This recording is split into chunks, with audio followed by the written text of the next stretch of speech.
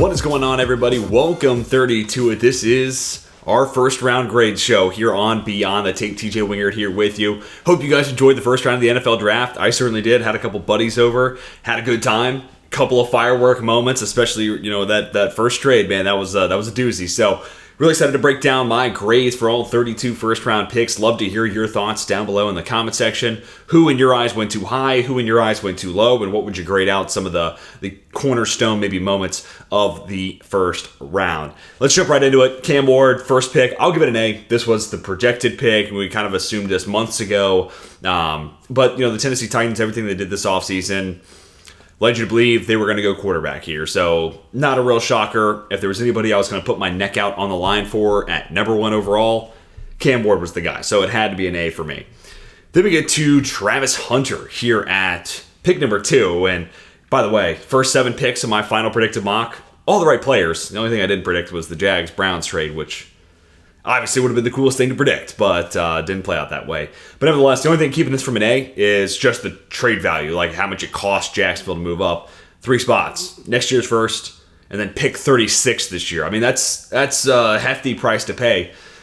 But if you're Liam Cohen and you're looking to make your offense take a step forward, and you're looking to you're hired to be the guy to fix Trevor Lawrence, go get a guy to do that. And that's kind of what we had been hearing over the last couple of, 24, 48, maybe 72 hours. We've been hearing that Cohen had made a push for, I need a guy. I need a playmaker. I'm here to fix Trevor Lawrence. I need another receiver. Maybe it's Ted McMillan. Or I need a playmaker. Maybe it's Ashton Jeanty, Tyler Warren. I didn't see this coming. And I mean, for an owner that owns a wrestling league and a 34-year-old GM, like, this is the type of stuff you kind of expect when you hear that stuff said out loud. But yeah, I mean, ballsy move. And it's going to be fascinating to see over years of debate and discussion. And then, ultimately, when we get to look back at this at the end of his career, is this trade worth it, right? Because he's going to be a phenomenon when it comes to wins above replacement if he plays 2 ways, which, by the way, the Jags, pretty big corner need as well.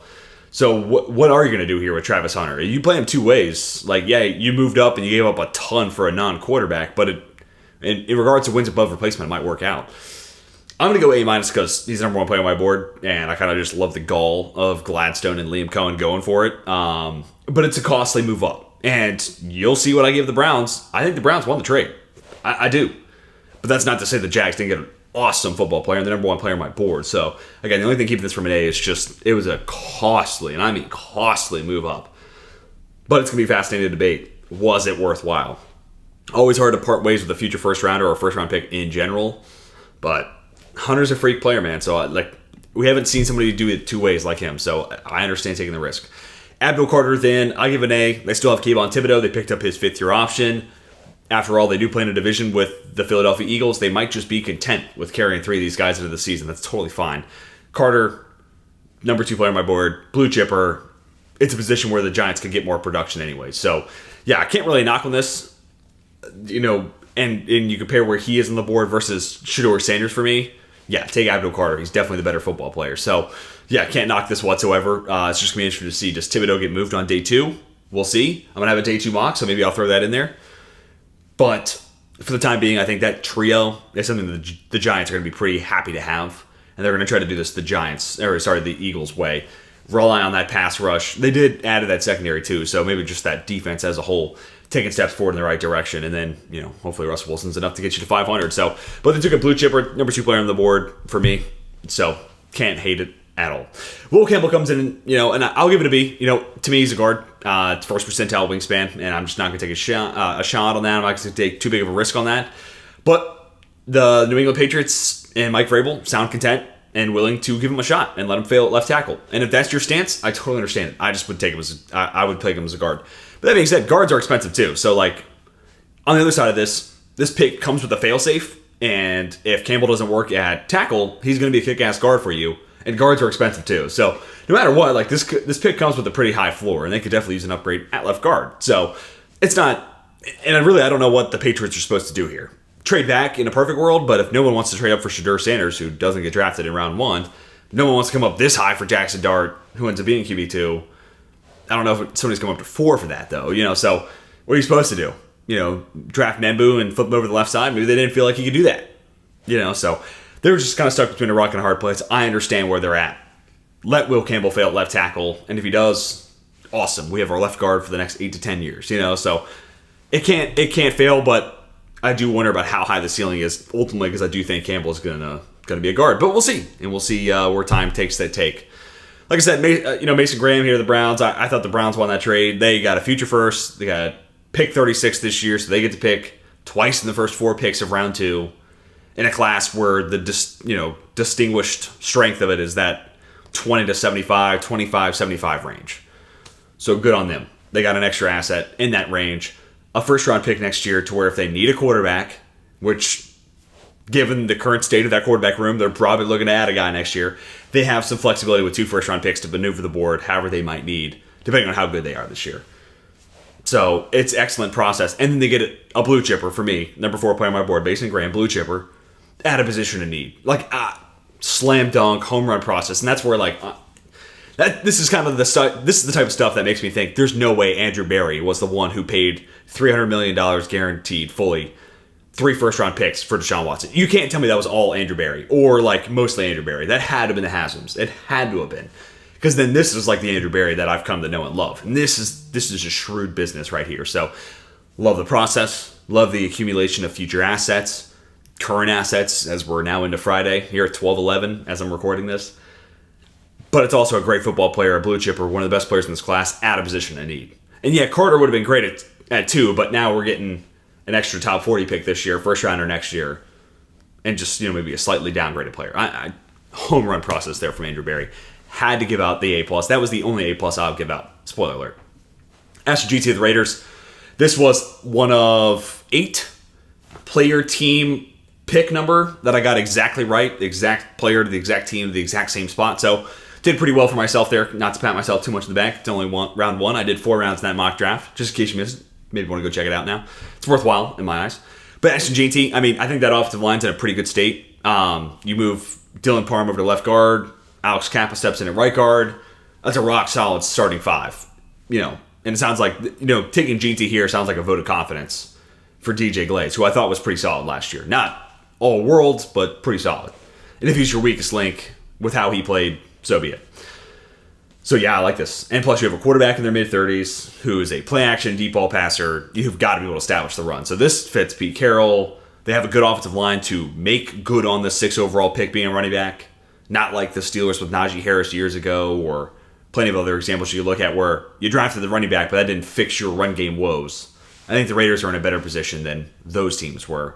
And I also think this sets up Geno Smith. And frankly, in a class where that, first pick to 24 isn't as elite, doesn't have the top end talent, only 4 blue chippers this year. The fact you got one of those blue chippers at 6 is great. But also, in a year where the top end talent isn't as great, I don't hold the running back value against you as much if you take him in the top 10. So I like that. Going to give it an A. Armand Membu here, let's go look at my board. He was pick number 7 overall, player number 12 on my board. So the slightest of reaches, you can overlook it, but that's part of why I just gave it a minus here. Technically, Tyler Warren's a higher ranked player. I'm totally in content here with Armand Membu. Once Warren was available and Membu, I thought this was a can't-lose situation for the Jets. They could have gone Jahdae Barron. I would have liked that too. Probably still would have been an A-. Barron, the number 11 player on my board. So yeah, probably would have stayed here in an A- as I say that out loud. So really, I thought the Jets were in a great spot.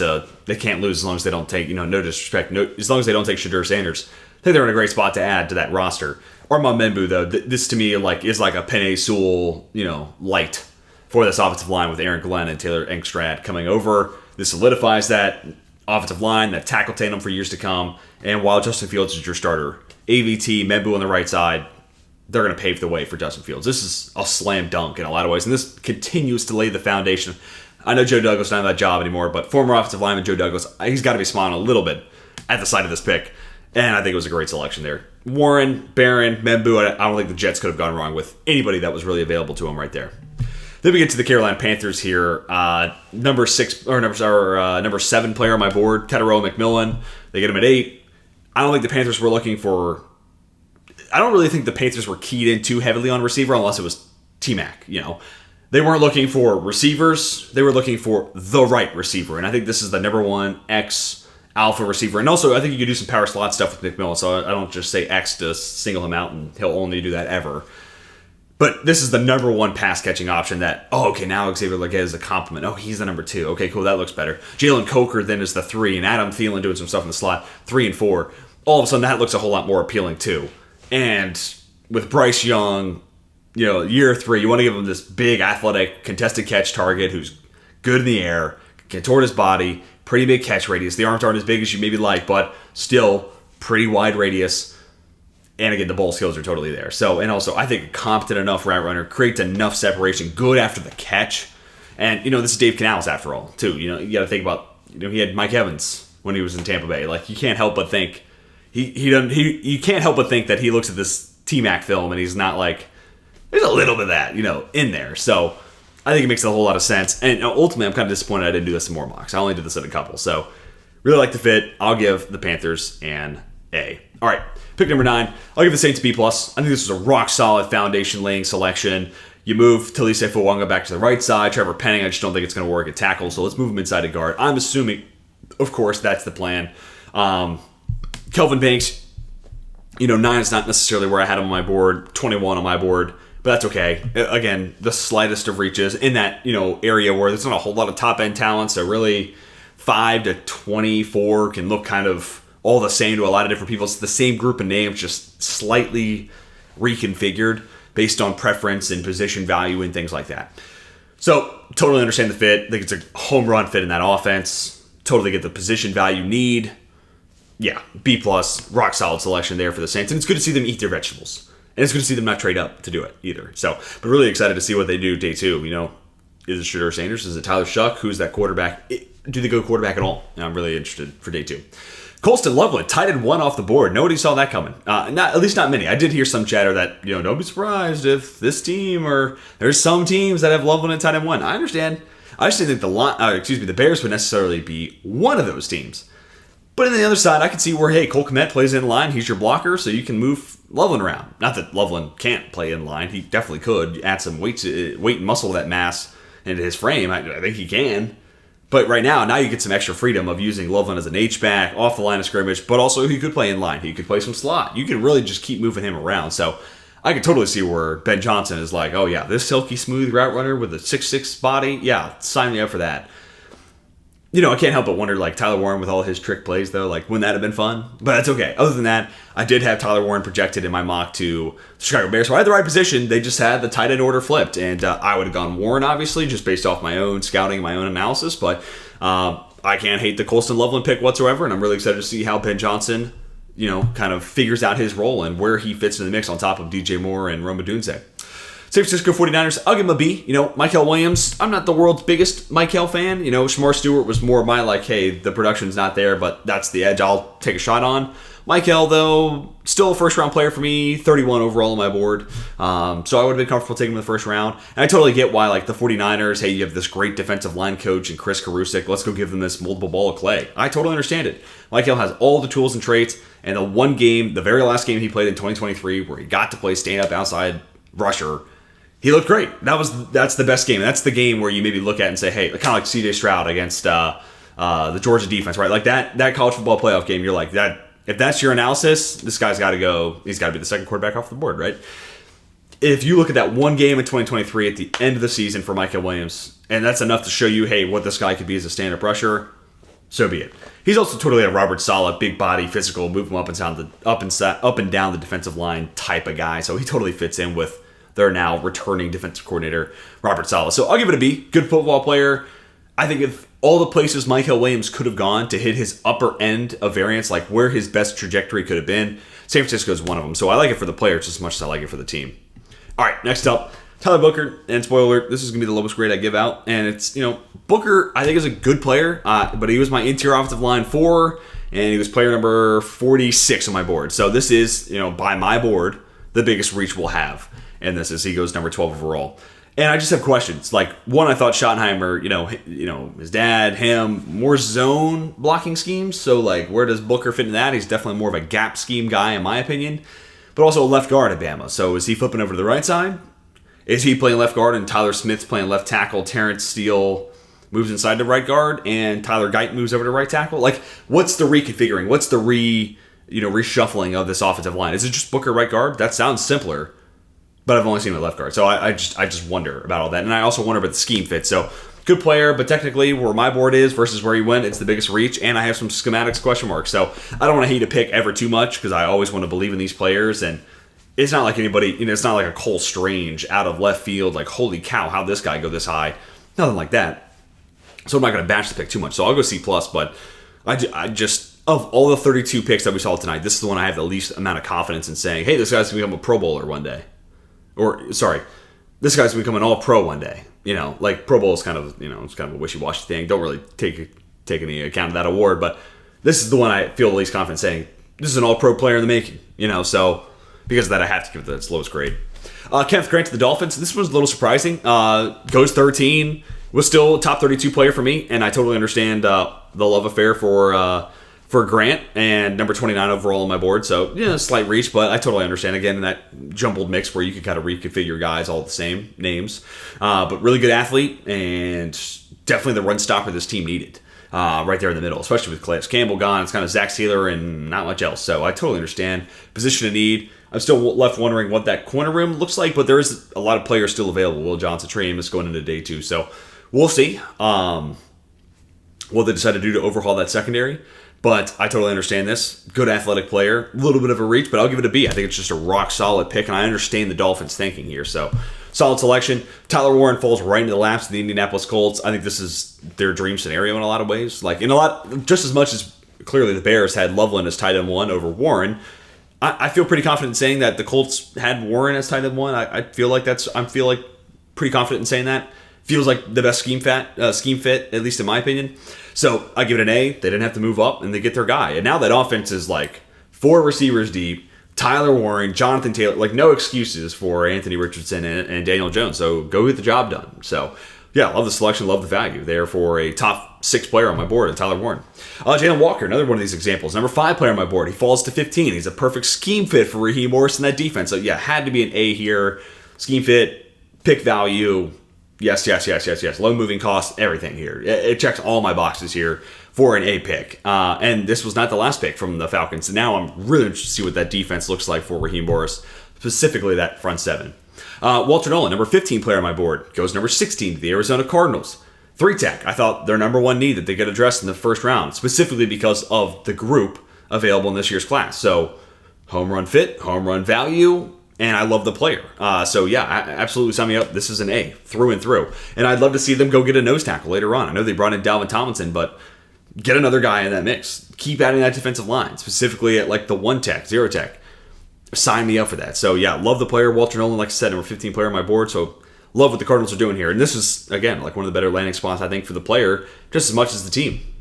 Then we get to Shamar Stewart, number 10 player on my board, goes 17. I hate to be so positive. I was doing this and I was talking to my buddies about it, and I was like, man, I hate to be like the guy who's just pumped up and just running on adrenaline, but like number 16 player goes, or number 15 player on my board goes number 16. Okay, that's awesome value. Number 10 player goes 17. How can I not like that? So the value's just matching up, and they're all in positions of need too. So it's not just like not going best player available. It's addressing a position of need. So it's twofold. Shamar Stewart's exactly that. Explosive, disruptive, not super productive in the sack category, but he was disruptive. And I think as a compliment to Myles Murphy and more importantly Trey Hendrickson, I love it. I love it. Tons of power, tons of length, great first step. Sign me up for this. I honestly, I think there's more to the package of Shamar Stewart than there was to Myles Murphy when they took him in the 20s. So yeah, sign me up. Him as the compliment to Trey Hendrickson, I think it's going to be awesome. And I hate to say that's a Steelers fan, because this is going to be a pass rush tandem that gives us problems for at least the next couple of years. Greg Zabel, I'm going to go A-, just because, ever so slight reach according to my board. Zabel, a guy I like a ton, my interior offensive line 2, and that's with Will Campbell as a guard. Number 32 player on my board, so like ever so slightly, just a little bit of a reach. But a fantastic scheme fit for Clint Kubiak. Love the movement skills, grip strength. That totally checks all the boxes there. And this is a huge position of need. The only reason I keep this from an A is I would have probably just gone Matthew Golden. I did do that in my mock draft, so I am certainly biased here. But I would have gone Golden and then addressed interior offensive line on day 2. I think there's plenty of guys that would have fit the billing here to be a fit on round 2, round 3 for the Seattle offensive line. But I can't knock it if they love Zabel that much. I can't hate it. So again, it's still in the A's. It's just an A- instead of a true A here. But still love the fit, love the player, love where he's going. All right. This was another one of the more head scratchers. Tampa Bay Buccaneers taking Meka Egbuka, which then is immediately like, okay, well, hold on. They brought back Chris Godwin, right? Yeah, they did. Yeah, and Jalen McMillan's there, right? Yeah, okay, they just did that last year. And they got Mike Evans still, right? Like, he didn't, okay. Huh. You start to think about, like, where is this path to the field? So I think it was just probably like the Bucs looked at Egbuka and they were like, hey, best player available, we're going to take him. And I can't hate that so much, so, like, it's going to be in the Bs, but I do wonder his pathway to the field and what the timetable looks like. Considering you brought back Godwin, you just drafted McMillan, and Mike Evans is like Mr. Buccaneer, so you're not rushing him out the door either. So I don't know what that looks like. Maybe they're just going to have a deep stable of 4 receivers and then keep these guys fresh. Hey, maybe they're onto something here, So I'm going to go B-. Love the player. I think it's a really good fit. Baker Mayfield is certainly freaking loving this, and also Egbuka, good blocker. Bucky Irvin's loving this too. So good player, like the landing spot. I'm just questioning his pathway to the field. So that's why it's a B- instead of like a B+ or something like that. Jahdae Barron, I'll go B+ here. Number 11 player on my board, and he goes 20. I do wonder what, Vance Joseph, typically a man coverage guy, 8th highest rate of man coverage used last year per PFF. So, Barron, to me, I would definitely prefer to play him in a zone-heavy defense, and I'd love to play him in off-zone coverage in specific, or I'd like to play him in the slot. If you're telling me the Broncos are playing him in the slot, I might even take this up to an A- just because they're kind of scratching my itch there. And Jaquan McMillan's a good player, but Barron just gives you more there. I think even as a nickel, like that's a better tackler, a more disruptive weapon potentially as a blitzer, and a better coverage player all in all.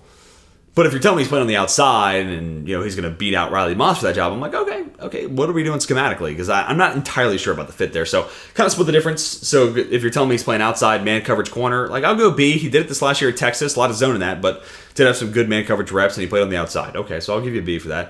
If you're telling me he's in the nickel, I'll go A-. So kind of splitting the difference here, but ultimately the best case scenario here and what Vance Joseph will probably do is move him around. Just keep offenses guessing. Where's that guy? Where's Jahdae Barron? Where's he at? Where's he lined up? Who's his matchup here?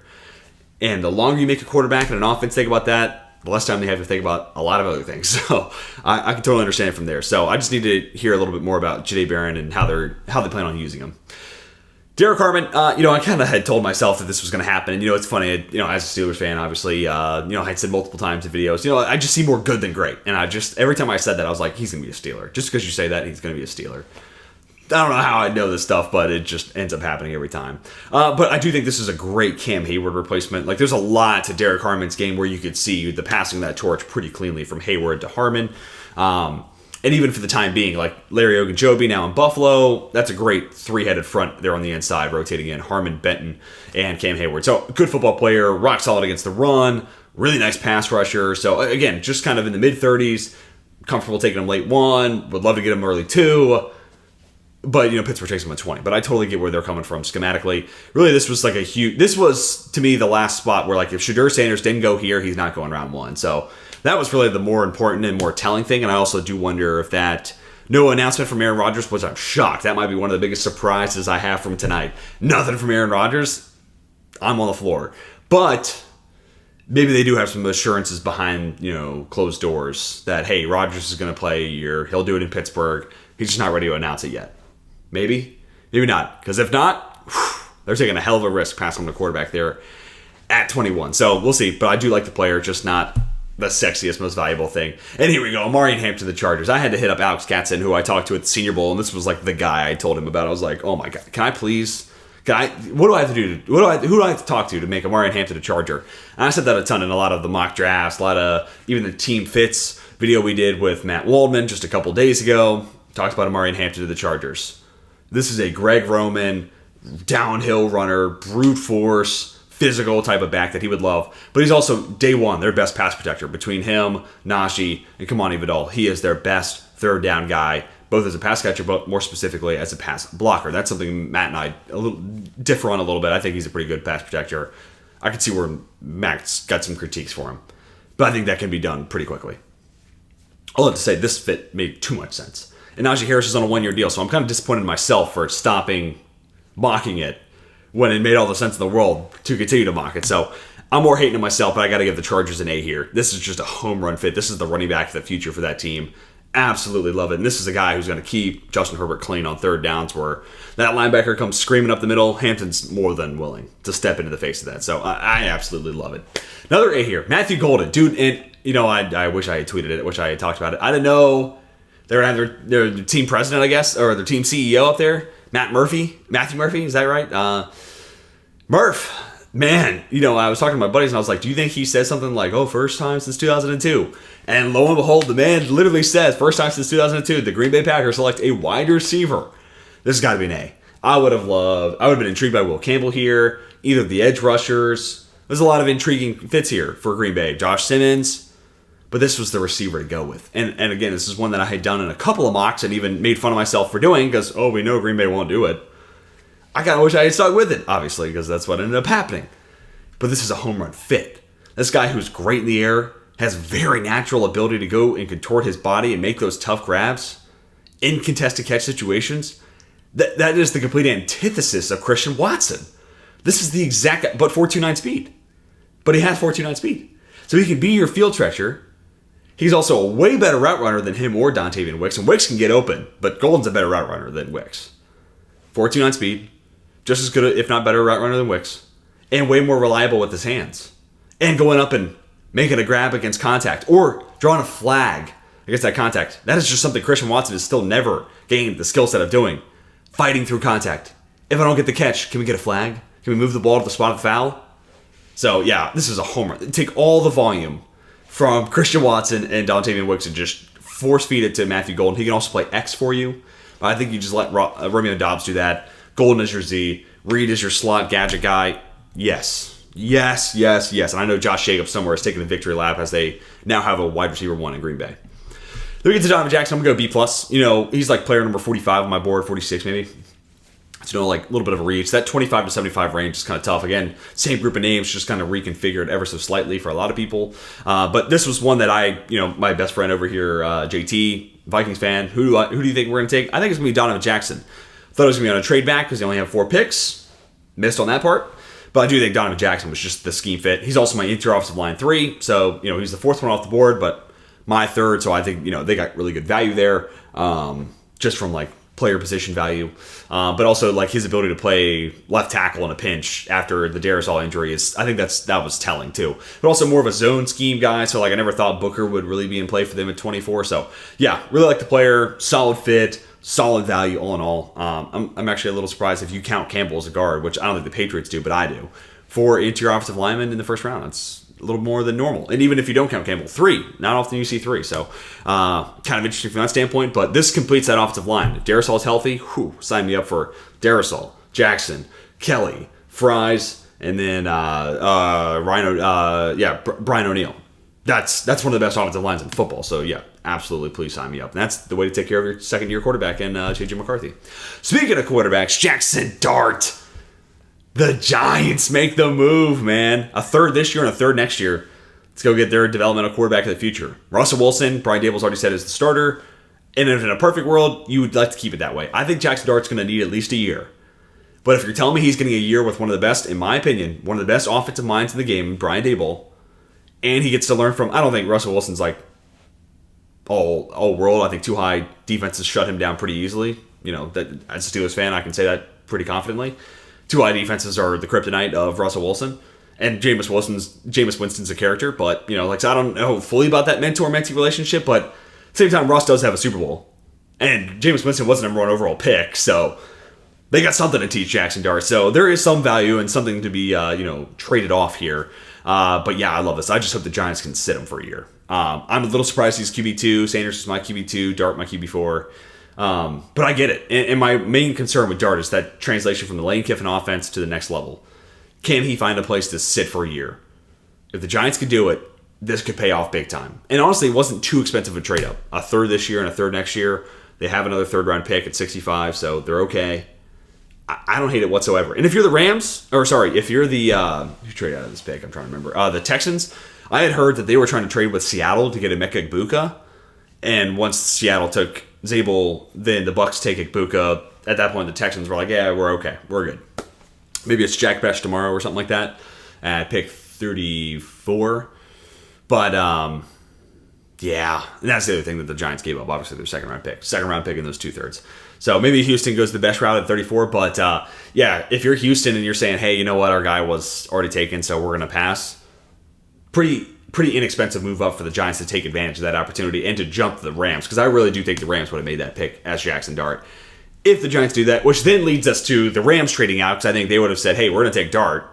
Then Dart was gone. Hey, we're not going to force a pick. Hey, Raheem Morris, buddy, old pal of mine. You want to come into the spot? And then go grab James Pierce. And they got a lot from Atlanta. Dude, a lot. Third this year, and then a future first-round pick. I don't know, Jim. Or sorry, their second rounder this year, their first next year, and then I think a fourth or something like that. But definitely a first next year, and that's the most expensive part of it. And obviously their second round pick this year. I don't know, Jim. In my best Tony Romo impression, it's a lot to give up. But now you're telling me this defensive front has James Pierce Jr. and Jalen Walker, and I know my boy Clint Goss, huge Falcons fan, and he covers them really, really well. These are the two top fits he had for the Falcons defense. So really interested to see what these guys look like. I had planted my flag and saying, if Pierce is going to go in the first round, it's going to be the Falcons. I was going to be kicking myself if it was the Eagles, because I did think about that.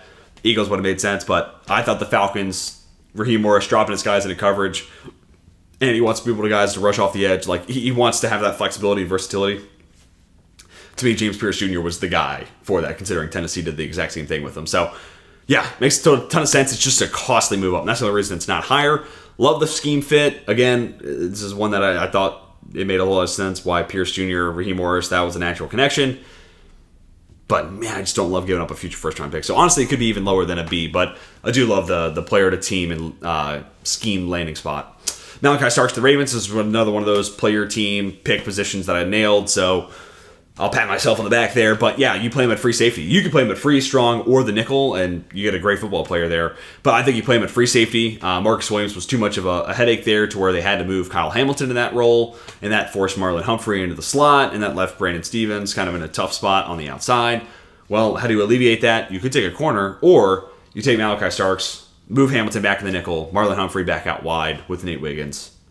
There you go. Everyone's in the right back spot, or the right spot. So, love this approach. I mean, the Ravens, as well as Howie Roseman, they just find a way. These good football players fall right into their lap, and then they seize the opportunity. So, this is just a Ravens move through and through. So, unfortunately, as a Steelers fan, I got to give Baltimore an A.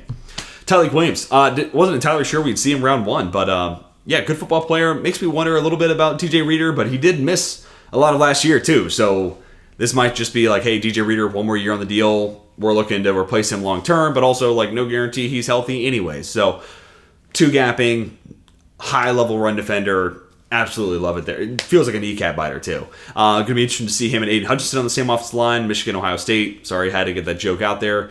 But no, good football player. I do wonder about the pass rush upside, but long term, if he's next to a Lee McNeil, who's probably bringing a little bit more pass rush to his game than I'd say run defense. That could complement well with Tyleik Williams, who's going to bring a little bit more of the run defense side and less the pass rush. So B, I think it's a rock solid pick, maybe a little bit higher than I thought he was going to go. Josh Connolly Jr., I'm going to go B+. Plan is apparently to play him at right tackle. Andrew Wiley will play a little bit of right guard while Sam Cosmi continues to rehab. I like this. I know everyone's going to point to the Senior Bowl rep. I was there at the Senior Bowl. That might have been the first rep that he had taken from the right side. So, please give him some slack. And he did it against, a guy who should have gone in the first round, in my opinion. So, crazy. But, yeah, he's also 21 years old, one of the younger players. He'd already taken a huge step up in the right direction from 23 to 24. Great scheme fit for Cliff Kingsbury's offense. There's a lot to like here. But I know a lot of people are just going to one-play scout and look at that one Senior Bowl rep and say, no, it can't work, especially if he's moving to the right side. They'll give him time. They'll give him reps. That won't be the first rep, and it won't be against, a guy who should have been a first-round pick. Maybe it will be, actually, but they'll give him the time to develop and grow, and they won't rush him into that starting spot. If it's Andrew Wiley right tackle, then it might be. But I think eventually he'll be their starting right tackle, and him plus Laramie Tunsil. Sign me up for that. I think that's a really fun fit. So I had a Commanders fan over. So a lot of possibilities here. Could it be Mike Green? Could it be Ezra Rockman? Could it be Will Johnson? Trey Amos? Josh Connolly Jr. was not one of the top names that I had on that list of where I would have gone, but it's one that also I think makes a lot of sense. And first round pick at quarterback last year, just solidify that investment into your franchise, really. So I totally get it from a lot of standpoints there from the Commanders' standpoint or viewpoint. The Bills take Maxwell Hairston. I'd been saying, and a lot of people had been saying, this team plays a lot of zone, but they want to play more man. So I thought maybe this is Will Johnson, or maybe this is Trey Amos. Ends up being Maxwell Hairston. Love the click and close and the ball skills and zone-heavy defense, so absolutely sign me up for that in Buffalo. But he also does have great athleticism, and he's got good man coverage tape at Kentucky. And it is kind of funny that, a year after the Bills trade back and give the Chiefs the fastest man at the combine, the Bills themselves then draft the fastest man at the combine. So I clearly know when the Bills and Chiefs play, I know Hairston's assignment. I can already tell you. So just kind of funny how those things kind of work out into a somewhat complete circle just in a year's time. But yeah, no, I think it's a good scheme fit and bring some upside, bring some turnover potential to that secondary too, which I think is a good thing. So pairing him up with Christian Benford, yeah, hard to hate the pick, but I have Amos ranked higher, I have Morrison ranked higher, Will Johnson ranked higher, but maybe you want to throw him out because of the knee stuff. Okay, I probably would still go on Trey Amos here instead of Hairston. So that's why it's a B, not an A. Jahad Campbell falls right into the laps of the Eagles. They traded up. They gave up a 5th-round pick, but they have like 1,000. I'm not exaggerating. It feels like 1,000 day 3 picks. So they could do with one less 5th-rounder, I promise you. And, dude, good on Howie Roseman. Apparently he was on the phones once the Chargers got on the clock trying to trade up and get Jahad Campbell. Howie Roseman taking a 1st-round linebacker? What year is it? What world are we living in? That never happens, but I think that just speaks to how good of a player Jahad Campbell is and why Howie had to make this happen.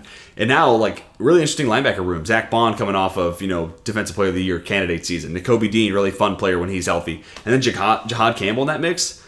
Campbell also feels like a really good fit for Vic Fangio. So I really like the scheme fit. Love the value where they got him at 31, too. So there's a lot of intrigue I have here with Campbell going to the Eagles, and I had to do it. I have to bring up the Jesse Pinkman meme. He can't keep getting away with this. Seriously, what are we going to do as a league? We want to ban the tush push. Can we ban Howie Roseman? Can we just start banning things we don't like about the Eagles? Because, goddamn, they're just too effective. They're too good at their job. So, ban Howie Roseman. I'm tired of it. All right, final pick we'll talk about here. I'm going to go Josh Simmons. I'm going to give him an A-. I think the Chiefs have a really good situation working for them where if Jalen Moore has to play this year because Simmons isn't 100% healthy from the patella tear, so be it. You just redshirt him that first year. You can't actually redshirt him, but you sit him for a year, and then by year 2, you make him into a competition. Second year, the contract for Moore.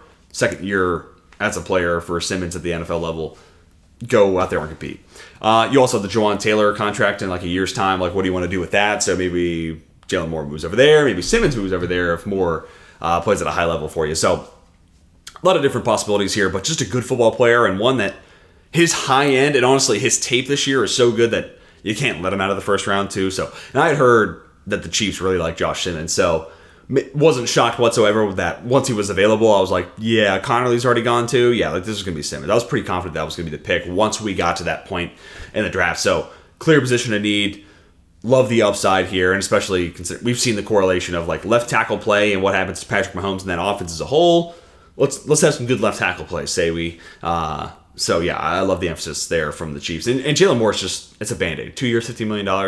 That's swing tackle money, if we're being honest.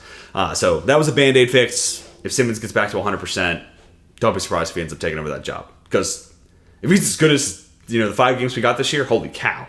How the league let this guy fall to 32 is crazy. But that speaks to a lot to the injury and then those late character concerns, which I'm not too worried about that. But guys, that does it for my round 1 grades. Tell me what you think down below. What do you think the worst pick of the first round was? I'll go with Tyler Booker to the Cowboys. I think that was the pick I liked the least.